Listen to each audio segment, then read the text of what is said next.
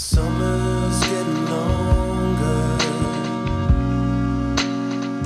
I think it was about early 2014 when decided to kind of jump in the deep end a little bit and moved to Sao Paulo, out to Brazil with my wife, who's also Brazilian, and we decided to take a boat, a little bit like Bowie. I think it's Bowie who doesn't like flying. I don't know, Bowie takes boats everywhere, but it was amazing. We took this cruise, sort of 2-week cruise.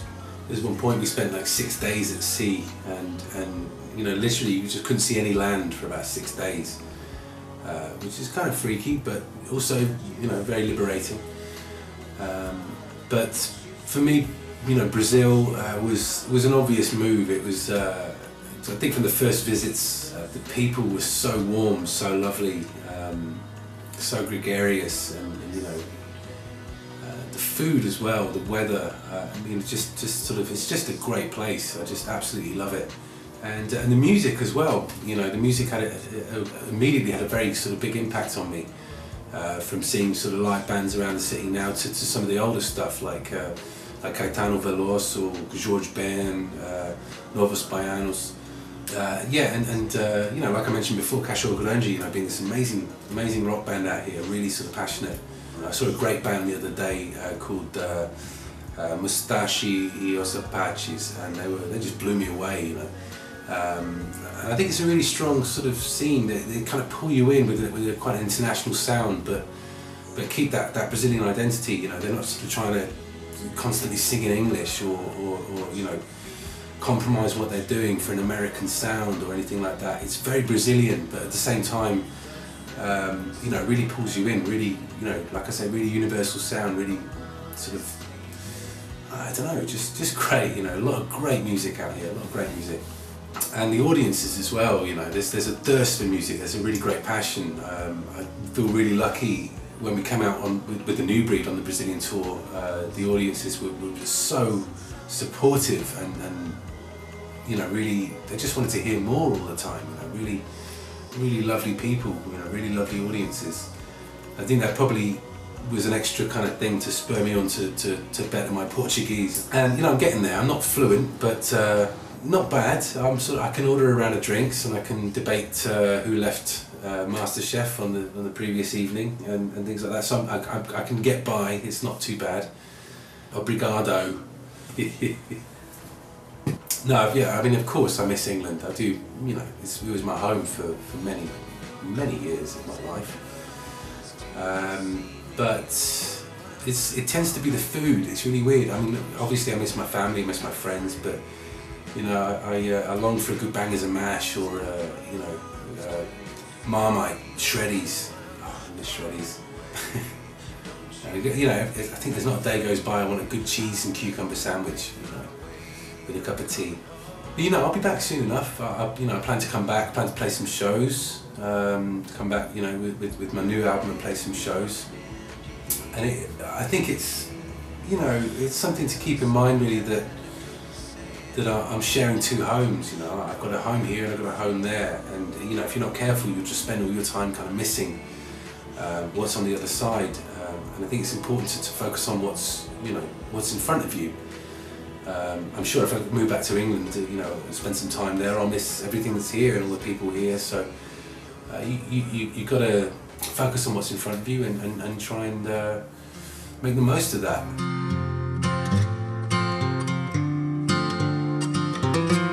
Yeah, I've been making a lot of videos over the last kind of 5 years or so, which kind of began as a necessity. Being, you know, that I was an unsigned artist, there's not a lot of budget floating around for things like videos. So you know, you beg and borrow for a camera and you do whatever you can and put something together, and sort of went from that to being something that I really loved doing, and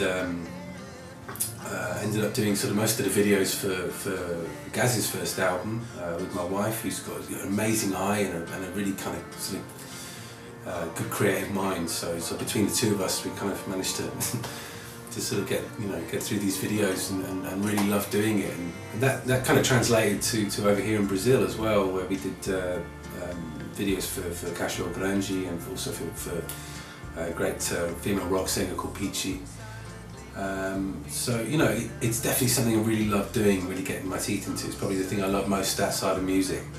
And I think probably my favourite thing to do is walking my dog, Roscoe, who is, I mean, he's just a little wonder. He's got such a good heart.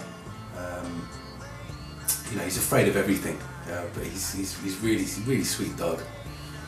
So it's, you know, it's great. We live quite close to Paulista, it's kind of main avenue here in Sao Paulo. So it's great to just take off on a Sunday and just walk down. And they've kind of been started sort of opening it up recently to pedestrians and stopping all the cars. So there's loads of dogs and loads of people, and it's like a little festival out there. So that's one of my favourite things to do, I think. And I've been DJing a lot. We started years ago. I used to do kind of New Year parties and Christmas parties for the family, and then after a year or two it kind of became a bit of a rule, you know, kind of brothers would turn to me and say, you DJing again this year, yeah? You know, it's all right, we'll get in a system, you know, you're going to DJ though, yeah? You know, again, something I really love doing, and something I've really started doing more of, you know, here in Sao Paulo. Especially when it comes to a lot of Northern Soul, a lot of kind of rare kind of Motown and Northern Soul and those kinds of tracks. I'm really kind of into that, into playing those kind of tracks. I think I wish there was more 80s nights. I can't think of anything better than having a couple of drinks, putting on my headphones really loud and putting on sort of Huey Lewis and the News or Cyndi Lauper or something, just real guilty pleasures. And they're things that really remind me of my childhood, but also at the same time kind of make me want to get up and dance.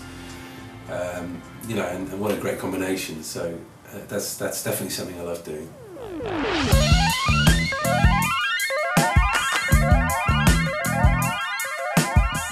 So before I went into record No Shelter, I've been playing around with a lot of different sounds and stuff. Kind of, again, just really enjoying that freedom of not thinking about, you know, how to translate a song to a live setting or anything like that. So just enjoying the freedom of writing and recording. And I kind of came out with a lot of strange, epic, kind of classical pieces, full orchestral pieces, and then also a lot of strange loops and synth sounds and things like that. I didn't really know where it was going to go or you know, what sort of shape it was going to take. But you know, I think coming away from it and doing No Shelter, it gave me that clarity.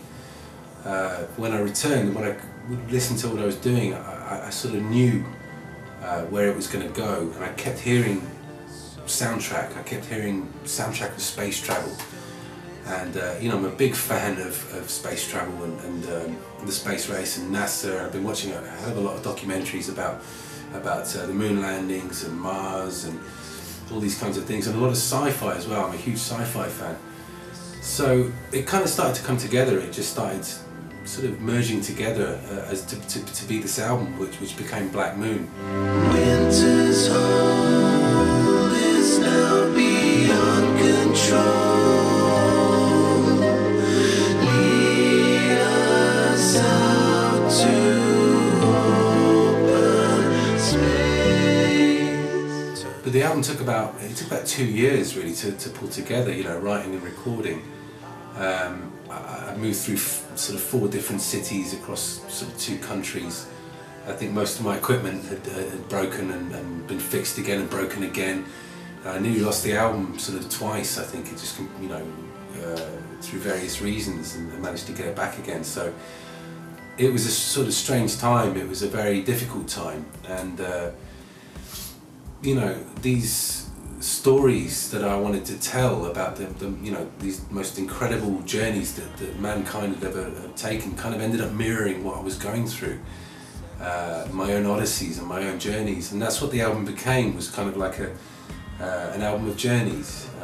I tried to encapsulate these stories with also this kind of darkness and wonder of space and of space travel, because I think that's really what it's about for me. Is you know, space is a fucking scary place, but also it's got a majesty and wonder and beauty, you know. So you know, that's really where Black Moon came from. You know, tracks like Navigator in 1961, you know, they sort of look a bit more literally at you know, some of the stories of the space race. You know, 1961 tells the story of Yuri Gagarin before liftoff, and Navigator being about some of the American astronauts like John Glenn and Alan Shepard. And then you've got a little bit more kind of cryptic tracks like Heliosphere, which is from the point of view of Voyager as it leaves our solar system, as it recently just did. And Footprints, which is about a kind of like, it's like a love song from the moon to the Earth, because nobody ever goes there anymore. So it's kind of, you know, the only contact the moon ever had was with these sort of you know, few human beings that set foot and walked around, and then suddenly no one's going there anymore. And then you've also got more speculative tracks. I think what Space Concept album would be complete without these sort of speculative tracks about the future. Which includes the final kind of early epic track called A New Home, which is about our sort of search beyond our heliosphere, beyond our solar system, for a kind of new sustainable world, and somewhere that we can call home again. It's actually the plot to the film Interstellar in a nutshell, but I assure you it was written about like a year before I think the film came out, so it's, you know, I'm not guilty. But you know, it's an album really close to my heart, you know, and its subject matter, and you know, I mean, it is a concept album. All of the lyrics, all of the music is about space and space travel and our solar system, and these great stories,